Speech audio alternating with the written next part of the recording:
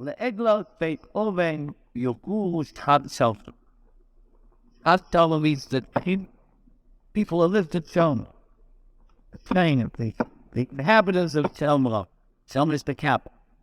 The inhabitants of Shelma used to be scared, afraid of the hand of Beit Oven. Beit Oven is the same as Beit A, but he does not use the word Beit A, so he uses Beit Oven. That's a derogatory term.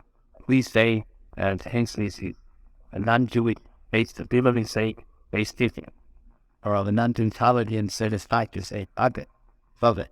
So here is instead of Beit A, can say Beit Oven, house of iniquity, but it means Beit.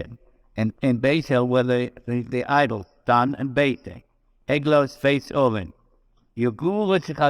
They used to be afraid of them, and that's a governmently. He over all of other. Now, when we go, idols are being captured, very effective things, were captured by the Assyrians. That whole nation mourned for it. Who Comorans and Comorans are the idol done of the streets, the Kuman of the Zone, the priests of the Zone, all of you people that used to jubilate before it, they mourn for it.